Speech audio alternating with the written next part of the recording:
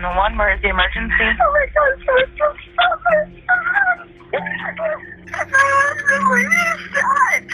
somebody was in the house. I got hit really hard. You were hit in the head?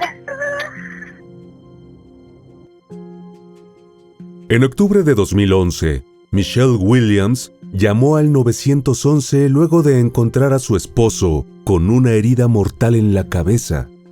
Sin embargo, el papel de esposa desesperada resultó ser tan solo una fachada para ocultar una oscura verdad. Si quieres conocer todos los giros de esta impactante historia, repleta de intrigas, sexo y codicia, no te puedes perder este video. El caso de Greg Williams. Las huellas, los rastros, los indicios y las evidencias ayudan a los investigadores a resolver los crímenes. El pasado de la víctima y del victimario nos ayudan a comprender su comportamiento. Todo esto forma parte del expediente criminal. Y aquí te lo presento. Soy Ángel y te doy la bienvenida a este canal.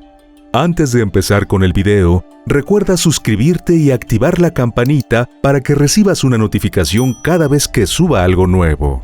Tampoco se te olvide al terminar dejarnos tu me gusta. Sin nada más que agregar, acompáñame a conocer todos los detalles de este expediente criminal.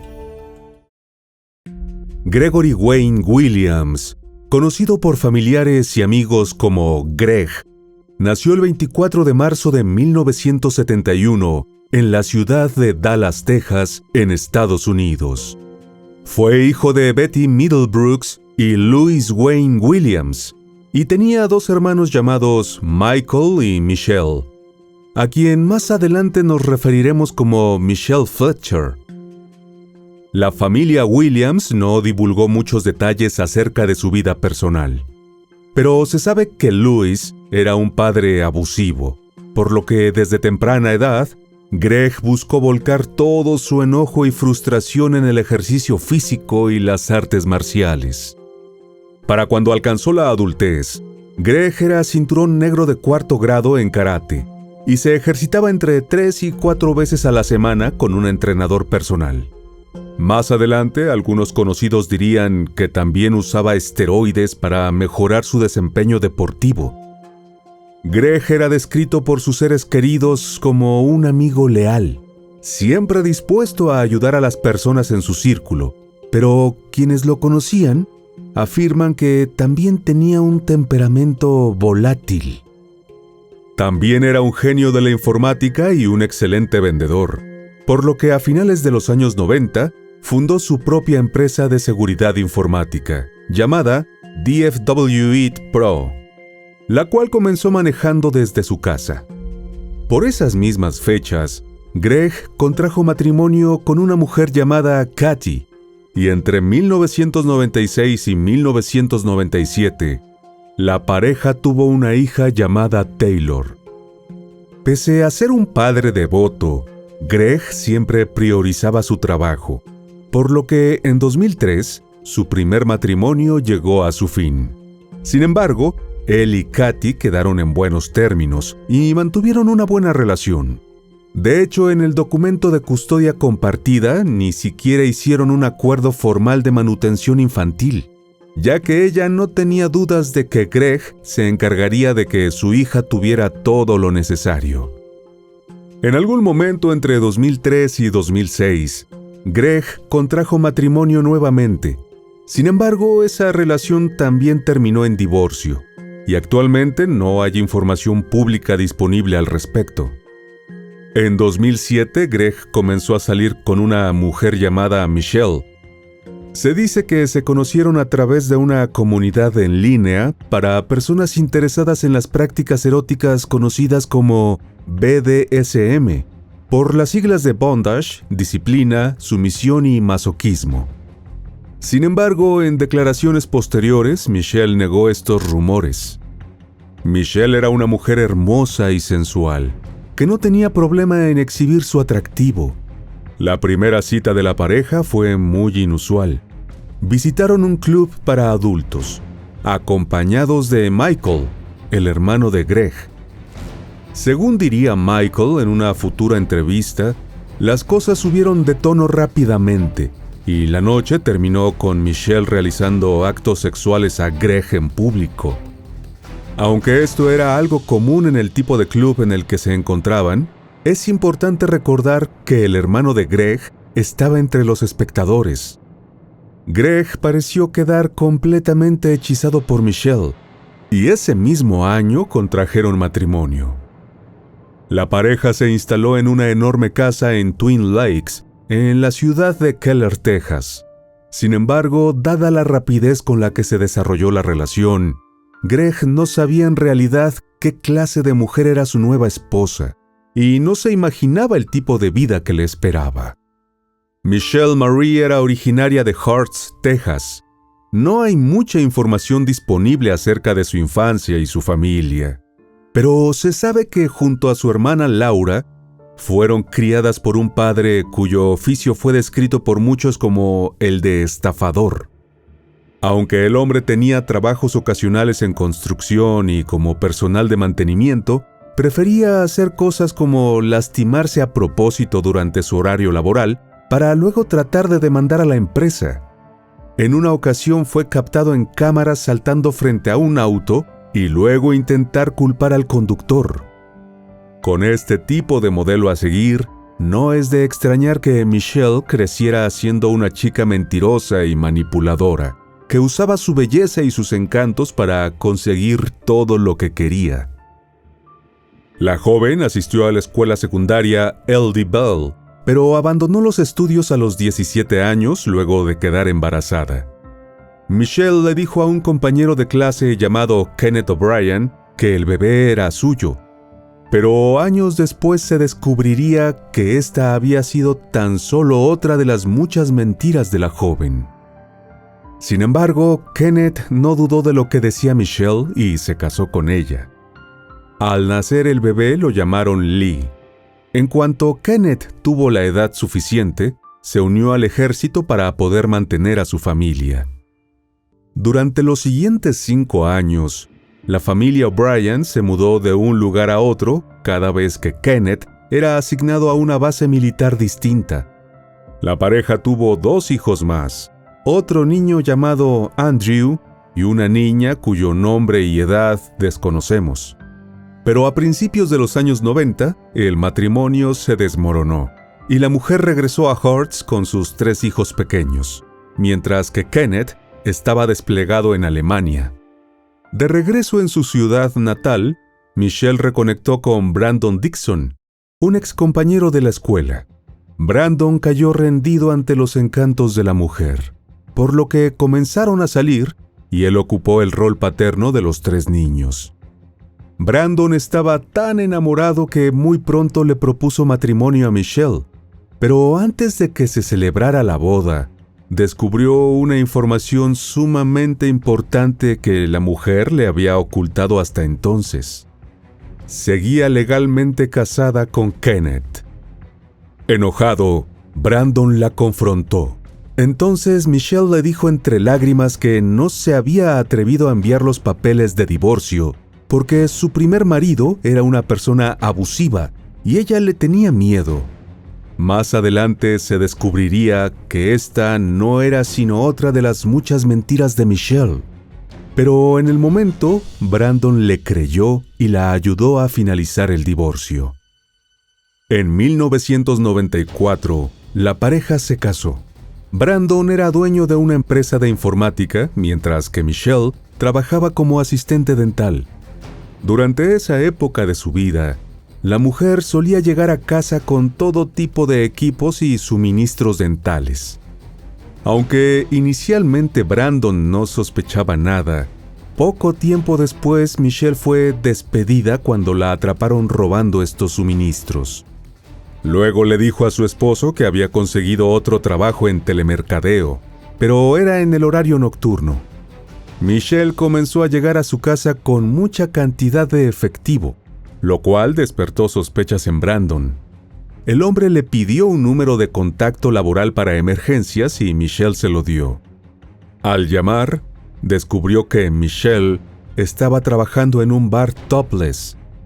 Brandon enfrentó a Michelle, y aunque ella renunció de inmediato, ya se había sembrado la semilla de la duda en su relación.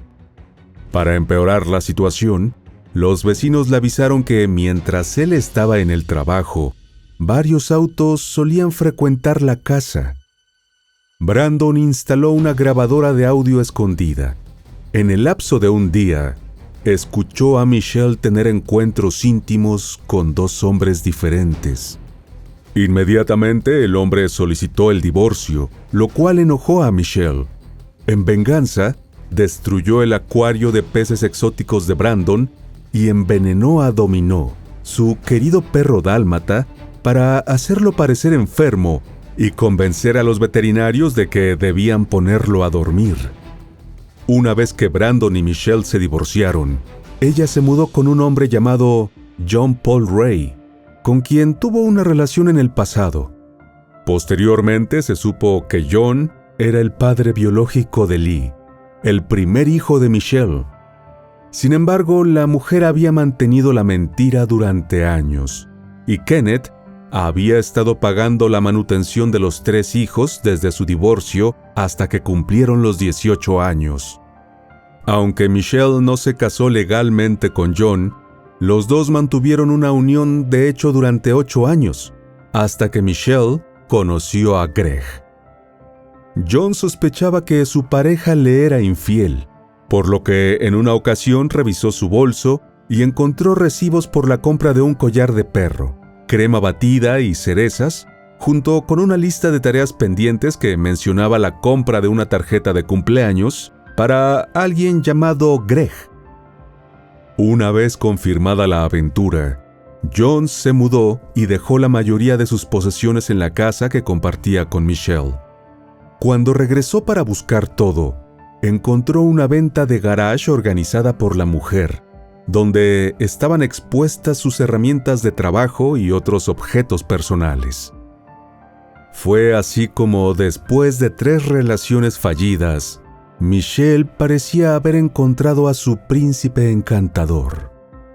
Greg ya estaba muy bien establecido en el aspecto económico y no le decía que no a ninguno de sus caprichos, lo cual era un sueño hecho realidad para ella.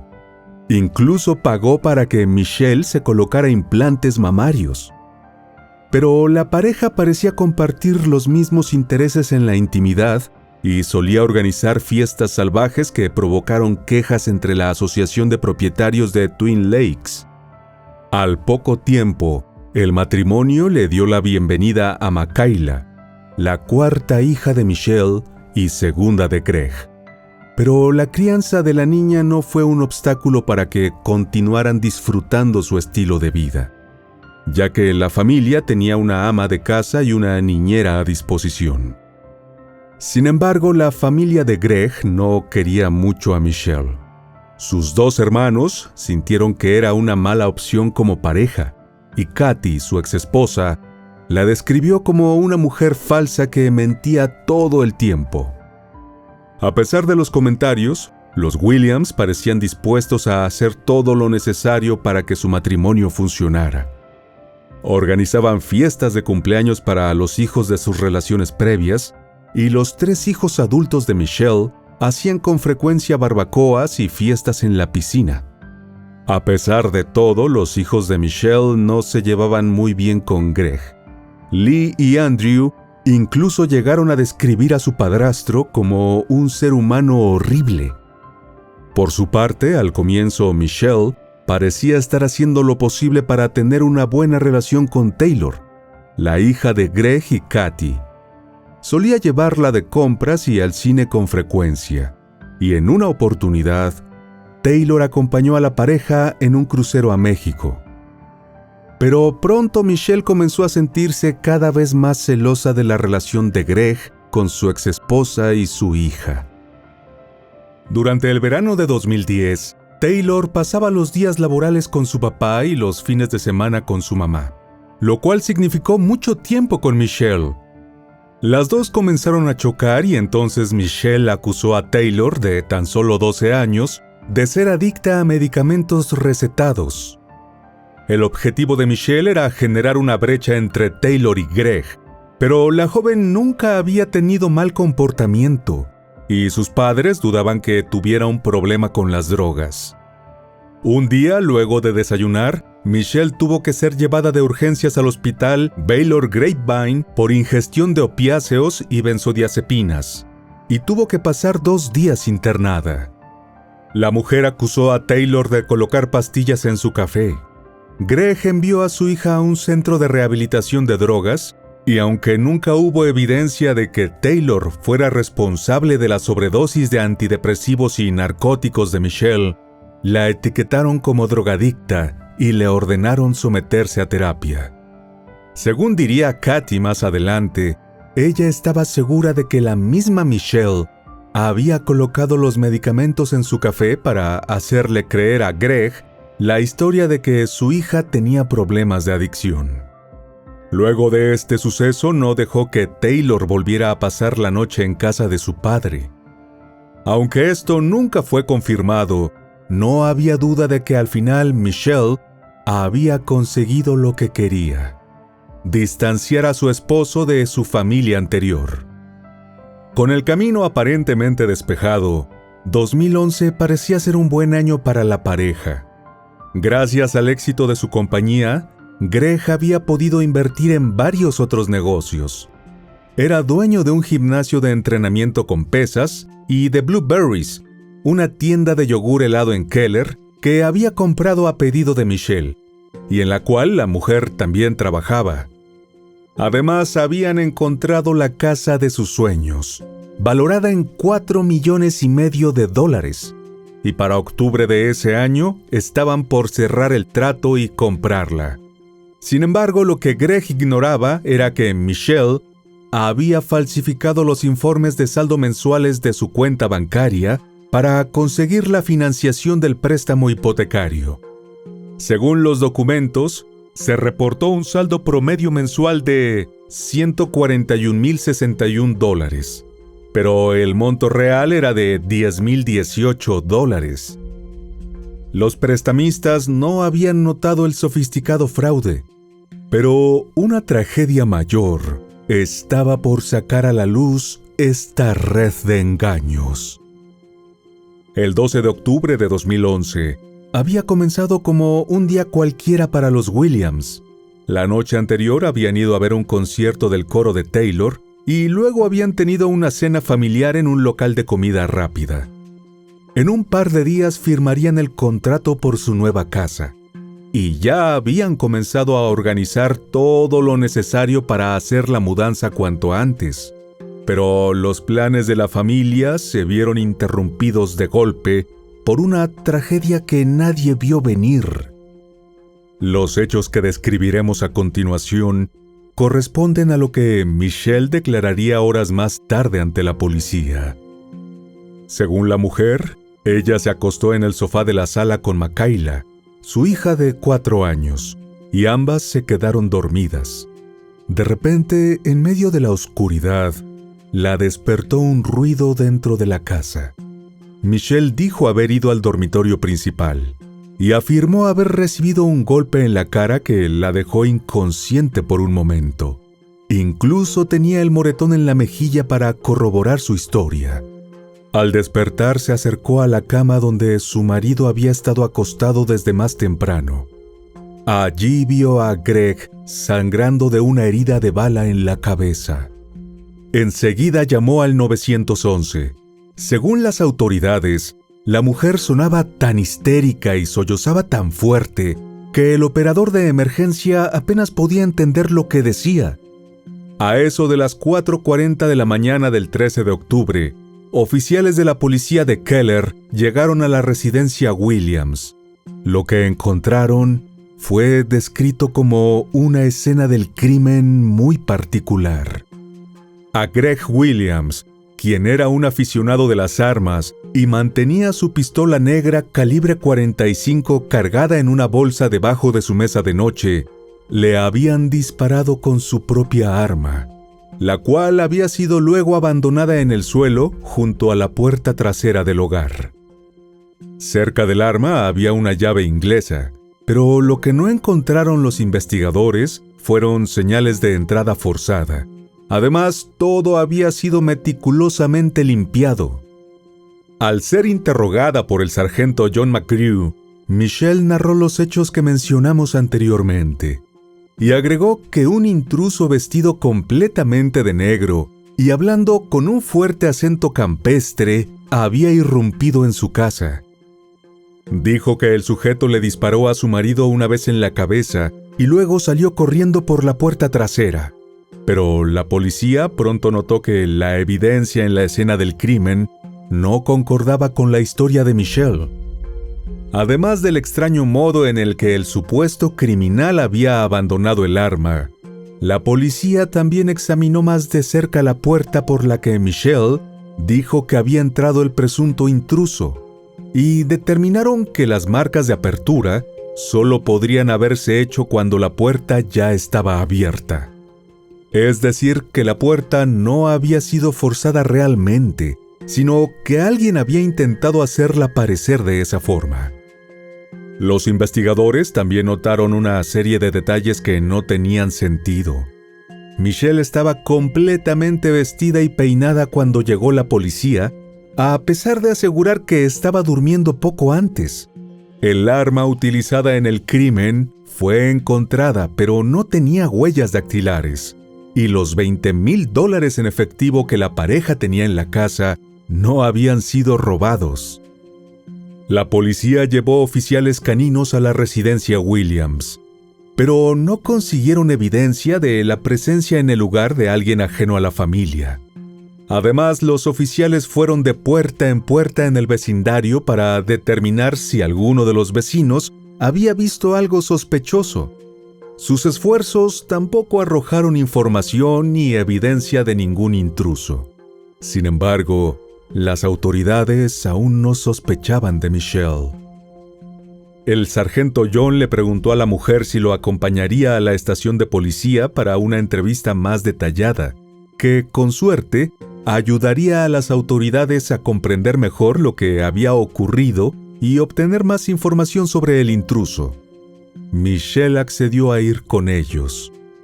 Pronto el sargento notó las incongruencias en la historia de Michelle, y luego de horas de ser cuestionada, la mujer cambió su historia.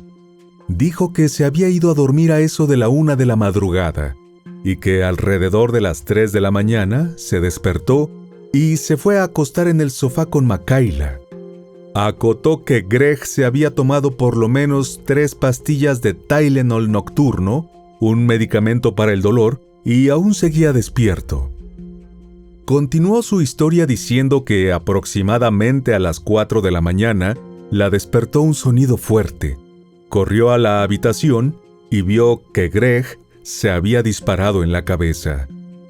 Aseguró haber entrado en pánico y que por eso limpió la mano de su marido y toda la sangre que había en la habitación con papel higiénico y toallitas desinfectantes que luego echó al inodoro. Luego hizo parecer que alguien había forzado la puerta. Se lastimó la cara para que pareciera que alguien la atacó y dejó las armas en el suelo antes de llamar al 911. Todo esto supuestamente para que su hija nunca supiera que su padre se había quitado la vida. Esta historia, por supuesto, no convenció a las autoridades. Pero sin ninguna evidencia física que la vinculara con el crimen, Michelle fue arrestada por presentar un informe policial falso y se le permitió regresar a casa esa misma noche. Sin embargo, incluso antes de que la policía admitiera que tenía dudas sobre la historia de la sospechosa, pocas personas creían que Greg se había suicidado. El hombre tenía muchas razones para vivir, como sus hijas, a las que amaba, y su negocio, el cual nunca dejaría en el limbo. Además, sabía de primera mano el dolor que causaba una muerte prematura. En 2010, Greg había perdido a Bryn Fletcher, su mejor amigo y el esposo de su hermana Michelle Fletcher, luego de un incidente que fue declarado como un deceso autoinfligido. Por otra parte, Michelle, la viuda de Greg, no parecía estar sufriendo por la muerte de su marido. El día después de la tragedia, visitó a su hermana y no habló siquiera una vez del fallecido padre de su hija. Al día siguiente se reunió con sus abogados y emitió un cheque de $18,000 de la cuenta comercial de Greg. Luego se subió al BMW que pertenecía a su difunto esposo y llevó a sus hijos a unas vacaciones improvisadas en las cabañas Great Wolf en Grapevine, donde se quedaron una semana. Más tarde fue vista en bares deportivos y comprando disfraces de Halloween para adultos. Además, no esperó que el cuerpo de su esposo se enfriara para comenzar a liquidar los activos de Greg. Vendió Blueberries, la tienda de yogur helado que le había rogado que le comprara por $50,000 en una página de internet. También se desprendió de la lista de clientes de TFW Eat Pro por $8,000. Durante ese tiempo, la familia de Greg esperó que Michelle los llamara para hablar de lo que había ocurrido esa noche, pero nunca se comunicó con ellos. Tampoco se encargó de los servicios funerarios. Y finalmente fue la madre de la víctima quien se ocupó de organizar una misa en la Iglesia Bautista Fundamental en Shady Grove, Irving, Texas. Michelle no asistió al funeral. El 3 de noviembre, la oficina del médico forense del condado de Tarrant dictaminó que el fallecimiento de Greg había sido un homicidio. La autopsia no era consistente con una herida autoinfligida. En cambio, demostró que alguien le había disparado desde una distancia de entre 30 y 45 centímetros. El informe de toxicología determinó que al momento de su defunción, Greg tenía en su organismo una gran dosis de difenhidramina, un sedante común en las pastillas para dormir. Kathy tampoco creyó la historia, particularmente la parte en que Michelle aseguraba que Greg había tomado analgésicos, ya que el hombre era conocido por su rechazo a la medicina contra el dolor. Incluso se había negado a tomar los calmantes que le recetaron cuando lo operaron de la garganta unos años atrás. Michelle, por otro lado, tenía un historial de consumo de analgésicos y pastillas recetadas debido a problemas de dolor crónico de hombro y espalda. Lamentablemente, el departamento de policía de Keller, sin experiencia en escenas de asesinatos, no había hecho un gran trabajo en su investigación inicial. Entre los errores ocurridos, destaca la posible contaminación cruzada entre la ropa de cama y el cuerpo, ya que cuando Greg fue transportado desde la escena a la oficina del médico forense, solo había sido envuelto en las sábanas que estaban sobre la cama. Este mal manejo de la escena complicaría cualquier acción legal que las autoridades quisieran realizar más adelante. Sin embargo, el 9 de enero de 2012, Michelle fue arrestada cuando se dirigía a un gimnasio en el pueblo de Flower Mound y fue acusada de asesinato, manipulación de pruebas y elaboración de un informe policial falso. Según las autoridades, la mujer había sedado a su marido antes de dispararle desde una distancia cercana. Afortunadamente, Makayla, la hija de la pareja de 4 años, estuvo dormida mientras todo esto ocurría, y su madre subió el volumen del televisor para que no sintiera la detonación. La fianza de Michelle se fijó en $522,000, pero al parecer sus encantos hicieron maravillas incluso cuando estaba tras las rejas. Luego de pasar una semana en la cárcel, logró reducir su fianza a tan solo $85,000. Así Michelle logró salir en libertad con un monitor GPS en el tobillo, a la espera de su juicio. Pero esto no evitó que la mujer siguiera realizando actividades que la dejaban mal parada y levantaban aún más sospechas sobre ella. Poco antes de su muerte, Greg había obtenido 3 pólizas de seguro de vida, las cuales sumaban un total de $800,000. Michelle era la única beneficiaria de todas las pólizas. Una semana después de ser acusada de asesinato, la mujer intentó presentar un reclamo sobre una de las pólizas por $150,000. Michelle declaró que la causa de la muerte de Greg había sido homicidio. Pero el empleado de la compañía de seguros tuvo dudas al respecto, por lo que hizo una búsqueda rápida en Internet y descubrió varios artículos y noticias sobre lo sucedido. Luego, en lugar de enviar un cheque a Michelle, llamó a la policía y las autoridades sumaron esta información a su carpeta de investigación del caso. Una vez frustrado su plan para sacar provecho del fallecimiento de Greg, Michelle decidió reinventarse y se cambió de identidad a Shelley Williams, gurú del fitness y madre soltera. Apenas 8 meses después de enviudar, Michelle, bajo el nombre de Shelley, anunció públicamente su relación con Gene Wallis, un entrenador personal y fisicoculturista, casi 15 años menor que ella, quien además era el mejor amigo de Lee, su hijo mayor.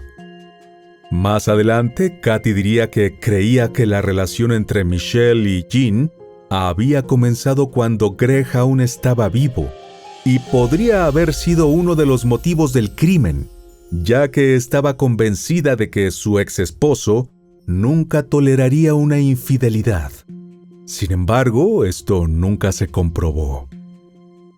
Michelle, usando el nombre de Shelley, y Gene abrieron Kettlebell en Bedford, un establecimiento dedicado al entrenamiento físico y el cuidado personal, y lo promocionaron a través de sus redes sociales. Durante los meses siguientes, Michelle parecía mantener el equilibrio entre su nueva vida y sus citas en la corte.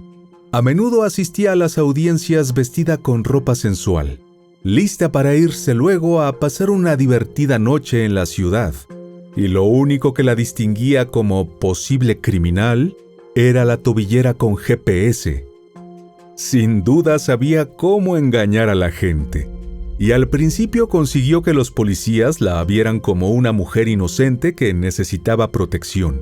Sin embargo, la red de mentiras y manipulación de Michelle estaba por caerse a pedazos, nada más y nada menos que por culpa propia. En enero de 2013, Andrew se acercó a las autoridades del condado de Tarrant para declarar en contra de su propia madre, quien le había pedido ayuda para incriminar a otra persona de la muerte de Greg. Hasta unas semanas antes, Andrew era aún una víctima de los engaños de Michelle y creía todas sus historias, a pesar de que la mujer no se decidía por una sola versión de los hechos ocurridos ese 13 de octubre. Pero hacia finales de 2012, Michelle cometió un error. Trató de sembrar en la cabeza de Andrew la idea de que su medio hermano Lee podría haber matado a Greg. Luego de esto, Andrew dejó de hablar con su madre y decidió decirle a la policía todo lo que había ocurrido en los últimos meses. No obstante, la suerte parecía estar del lado de Michelle, y el 9 de octubre de 2013 llegó a un acuerdo con la fiscalía.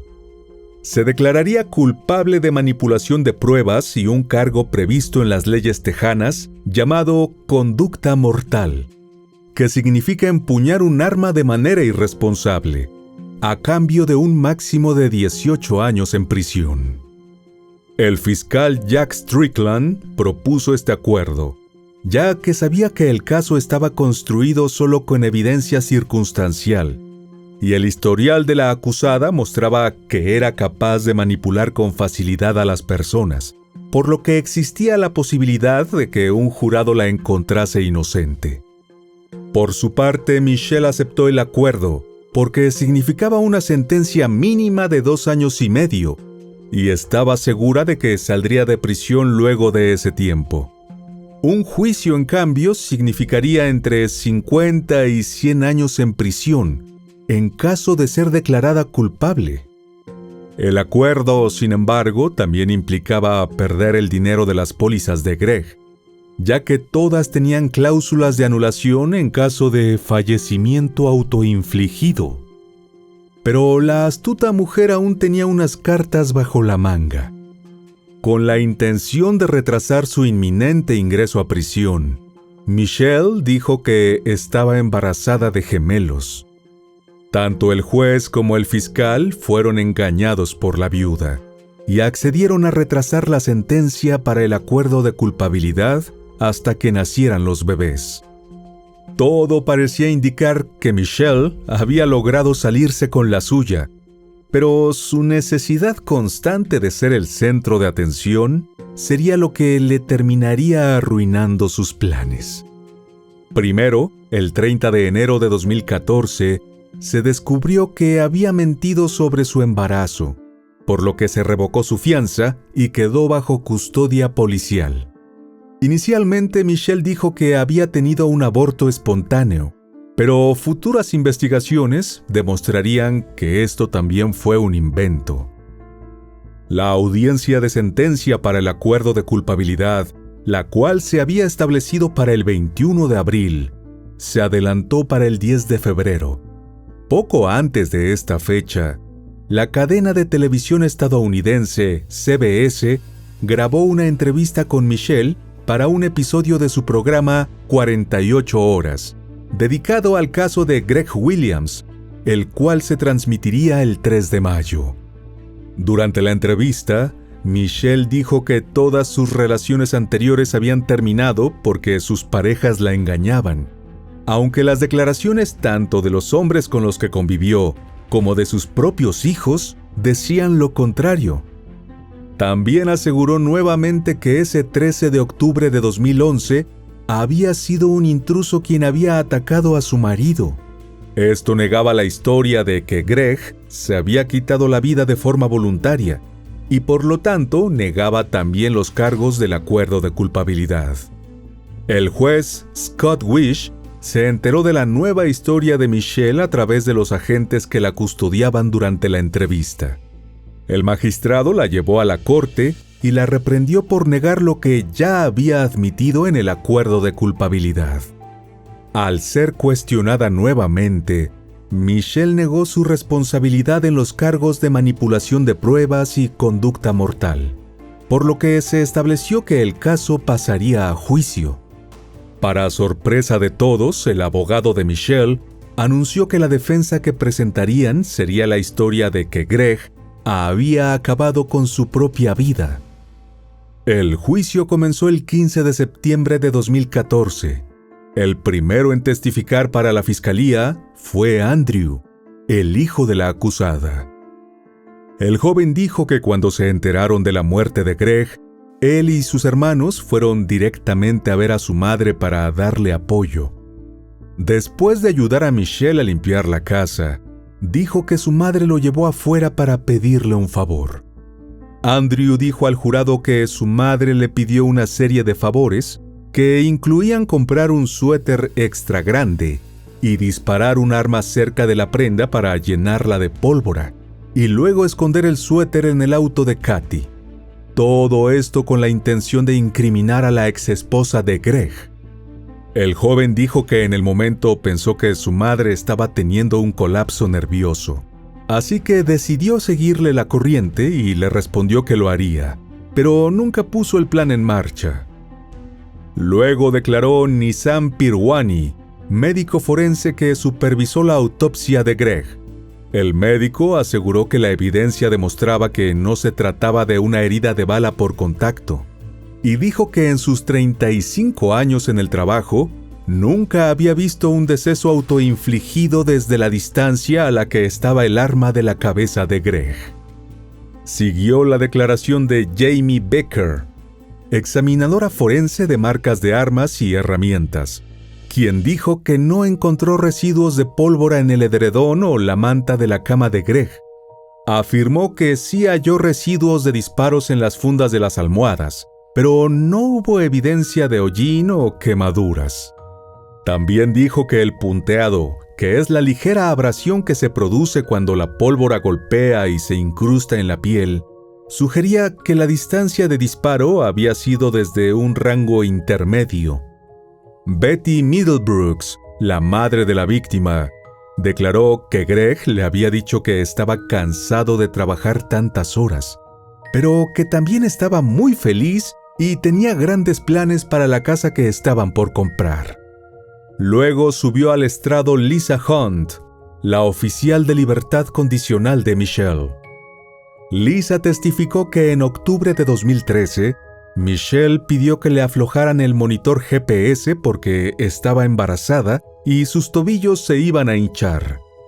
Otro oficial accedió a la solicitud, y Lisa aseguró que ella no habría permitido que el monitor se aflojara lo suficiente como para que la persona pudiera sacarlo.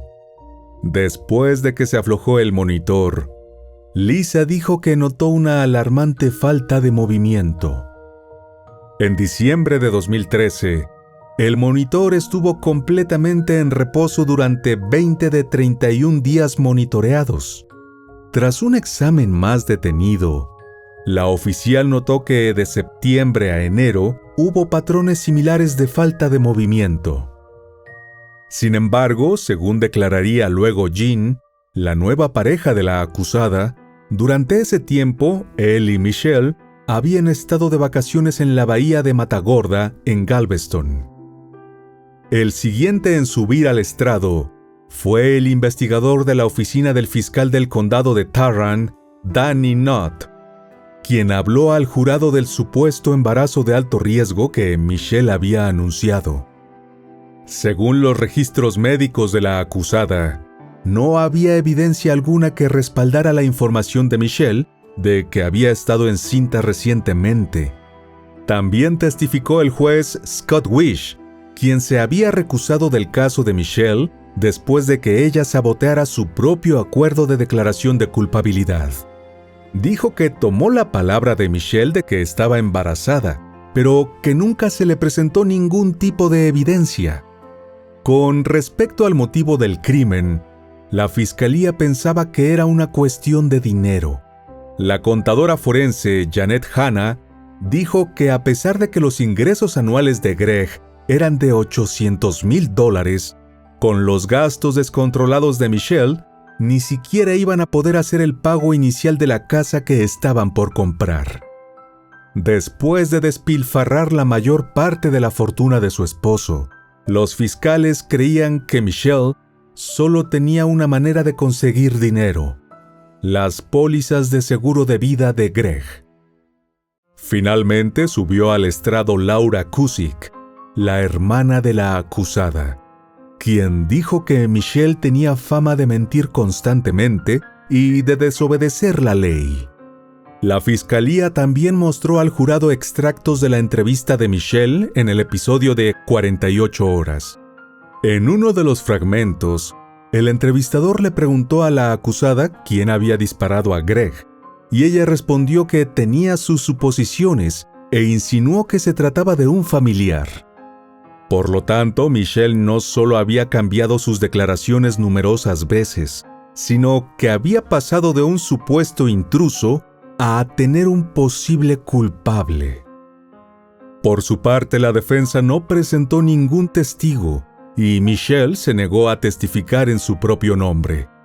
Su abogado, Clay Graham, afirmó que Greg sufría de depresión provocada por la pérdida de su abuela y su cuñado, y exacerbada por su uso persistente de esteroides. El abogado dijo al tribunal que cuando Michelle encontró a su esposo una herida de bala autoinfligida, ella entró en pánico y siguió su primer impulso de proteger a su hija de 4 años de un trauma psicológico encubriendo las acciones de su padre. Cody Coffer, el otro abogado de Michelle, dijo que una de sus últimas esperanzas para poder cuidar económicamente de su hija era la póliza de seguro que tenía una cláusula en caso de que el fallecimiento fuese resultado de una acción voluntaria del titular, por lo que la acusada había mentido por el bien de Makayla. En sus declaraciones finales, el fiscal dijo que era un hecho obvio y abrumador que Michelle le había arrebatado la vida a Greg, y luego había mentido repetidamente al respecto. Ninguno de los comportamientos anteriores de Michelle pudo discutirse durante la fase de culpabilidad o inocencia del juicio, pero el jurado podía considerar los llamados malos actos al determinar la sentencia. El jurado comenzó a deliberar el 29 de septiembre de 2014. Luego de 2 días de sesiones de 7 horas cada una, Michelle Williams, de 44 años, fue declarada culpable del asesinato de su esposo, Greg Williams, quien tenía 40 al momento de los hechos.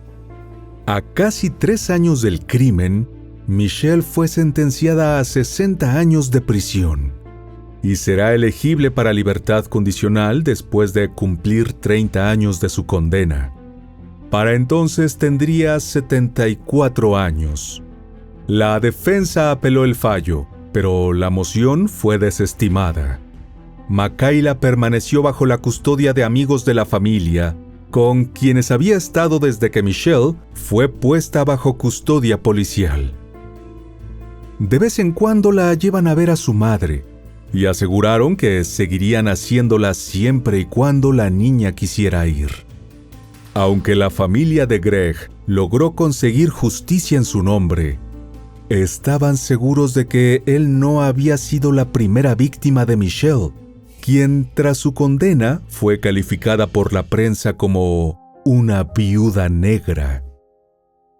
En futuras entrevistas, Michelle Fletcher dijo estar segura de que su excuñada tuvo algo que ver con el deceso de su esposo Bryn, porque éste estaba por contarle a Greg todas las cosas que Michelle estaba haciendo a sus espaldas. Aunque las autoridades declararon que Bryn se quitó la vida por mano propia, la familia Fletcher asegura que él nunca haría algo así.